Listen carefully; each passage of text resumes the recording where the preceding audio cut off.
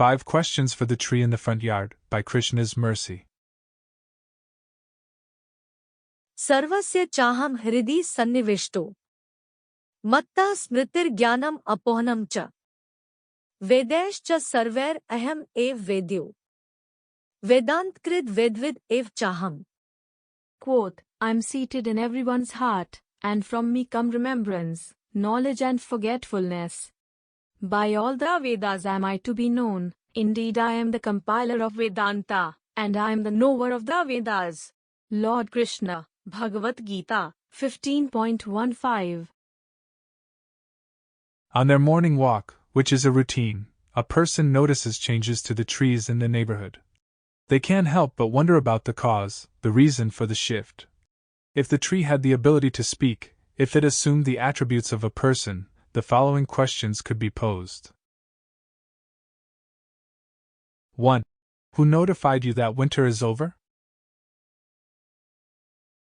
Alright, so the weather where we live is all over the place.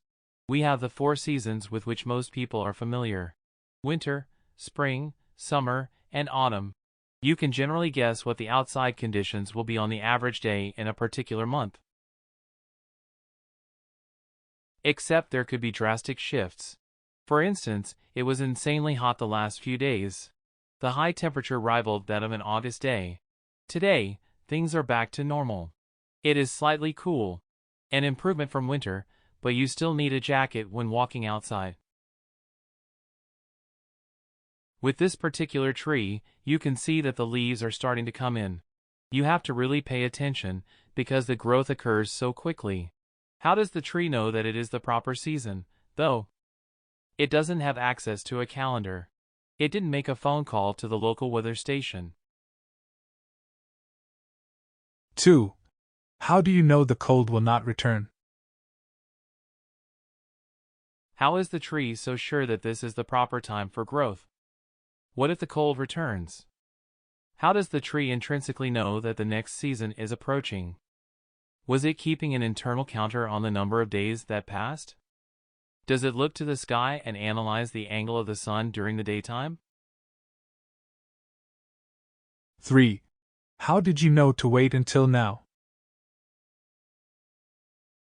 I think the leaves started coming in later last year, a month beyond what it is today.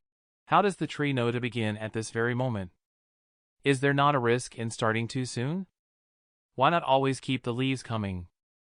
Even if the cold of winter strikes, just start over. What is the harm? 4. How do you regenerate on your own? How does the tree follow the same cycle every year? In the autumn, the leaves change color and eventually fall. Why can't they stay attached? Why do they have to change color? Why not maintain the same leaves? Once the leaves fall, what is the process for regrowth? Does the tree travel somewhere to refuel?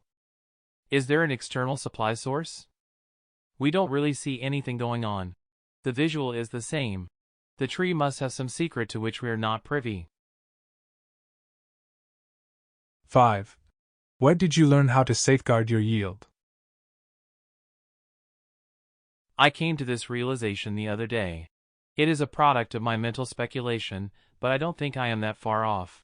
When you hear people talking about fiber and how it is beneficial to consume a sufficient amount of fiber on a given day, I think they are overlooking something. The way I see it, fiber is nature's packing material. It safeguards the valuable product inside. When we order something from the internet, the item appears on our doorstep with some packaging. This is to keep the item from getting damaged while in transit. You discard the packing material after opening the box. In the same way, fiber is nature's way of transporting vital nutrients for human consumption, such as the grain inside of wheat or the juice inside of an apple. But how did the tree know what to do? How did it decide upon the use of fiber? How did it figure out the best way to protect its product from the elements of nature? There is so much intelligence to the process, but we don't see any transfer of knowledge. It is not like the tree attends classes at school. Bhagavad-gita provides the answers. There is one force responsible. The embedded intelligence is there in every form of life, if we think about it. The newborn child instinctively knows how to take in milk from the mother. There is the process of learning to crawl, walk, and talk at expected intervals. The horse knows how to gallop. The cow knows how to produce milk at the sight of the children. The birds know to fly south for the winter. They can find the nest that they carefully put together. Sri Krishna is the source. He is the Supreme Personality of Godhead. He is the cause of both knowledge and forgetfulness. I may not be able to remember where I was prior to birth, but within this lifetime I have some embedded knowledge on how to function, on how to maintain life, on how to enjoy, and so forth.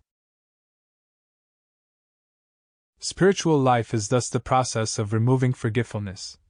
This forgetfulness is based on our choice, so if we choose in a different direction, we will always remember the source.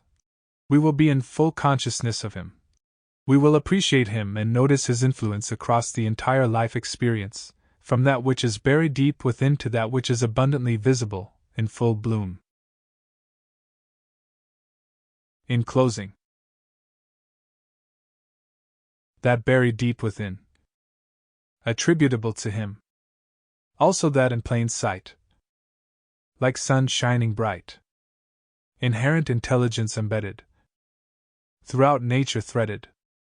As Paramatma companion is he, always inside of me.